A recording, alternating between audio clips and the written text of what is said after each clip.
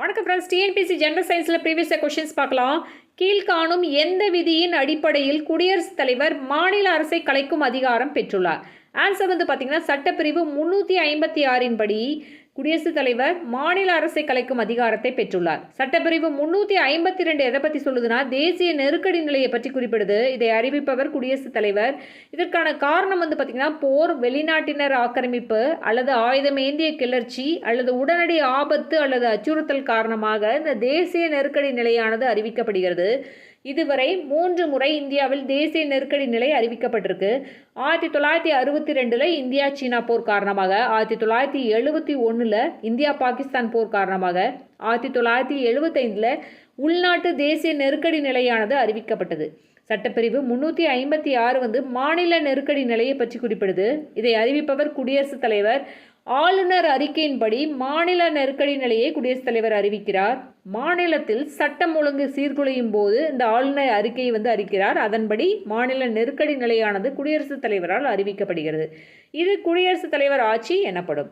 சட்டப்பிரிவு 360 நிதி நெருக்கடி நிலையை பற்றி குறிப்பிடுது. சட்டப்பிரிவு 365 மத்திய அரசு வகுக்கும் ஆணைகளை நிறைவேற்றுவதற்கு தவறுவதால் ஏற்படும் விளைவுகளை பற்றி குறிப்பிடுது. Next question.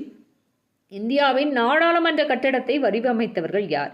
எட்வின் லூட்டியன்ஸ் மற்றும் ஹெர்பர்ட் பெக்கர் 2 பேரும் தான் இந்தியாவின் நாடாளுமன்ற கட்டடத்தை வடிவமைத்தவர்கள். இவர்கள் யாருன்னா 1912-13 இருந்த பிரிட்டிஷ் கட்டட கலைஞர்கள் 1921 இந்திய நாடாளுமன்ற கட்டடமானது கட்டத் தொடங்கப்பட்டு 1927 கட்டி முடித்தனர். கீழ்கண்டவற்றுள் அடிப்படை உரிமைகளை அதன் சரியான உரிமைகளோடு முறையை பொருத்தவும். ஆன்சர் பார்த்தீங்கன்னா 3412. வாக்களிக்கும் உரிமைங்கிறது அரசியல் உரிமை, சங்கம் அமைக்கும் உரிமைங்கிறது சுதந்திர உரிமை, பாரம்பரியத்தை பாதுகாக்கும் உரிமைங்கிறது பண்பாட்டு உரிமை, குழந்தை தொழிலாளர் அப்படிங்கிறது சுரண்டலுக்கு எதிரான உரிமை. Next question. வளர்ச்சி விகிதத்தின் அடிப்படையில் இலக்கை அடையாத 5 ஆண்டு திட்டங்கள். ஆன்சர் பார்த்தீங்கன்னா 3 மற்றும் 4 தான். திட்டக்குழு, அதாவது இந்தியாவின் திட்டங்களை வகுக்க 5 ஆண்டு திட்டங்களை வகுக்க திட்டக்குழுவானது 1950 மார்ச் 15 ஏற்படுத்தப்பட்டு ஆகஸ்ட் 17, 2014 முடிவுக்கு கொண்டு வரப்பட்டது. தற்போது திட்டக்குழுவுக்கு மாற்றாக நிதி ஆயோக்கானது ஜனவரி 1, 2015 அமைக்கப்பட்டு செயல்படுத்தப்பட்டு வருகிறது. இதில் பார்த்திங்கன்னா முதல் 5 ஆண்டு திட்டம் இந்தியாவில் மொத்தம் 12 5ஆண்டு திட்டங்கள் இருக்குது. 2012 17 வரைக்கும் 5 ஆண்டு திட்டங்கள் கடைசியாக முடிவடையுது. 12வது 5ஆண்டு திட்டம் தான் 2012 17 வரைக்கும் முடிவடையுது. முதல் 5 ஆண்டு திட்டமானது 3.6% வளர்ச்சி வீதத்துடன் இலக்கை விட வெற்றி பெற்றது. 2வது 5 ஆண்டு திட்டம் பார்த்திங்கன்னா 4.6% வளர்ச்சியுடன் வெற்றி பெற்றது.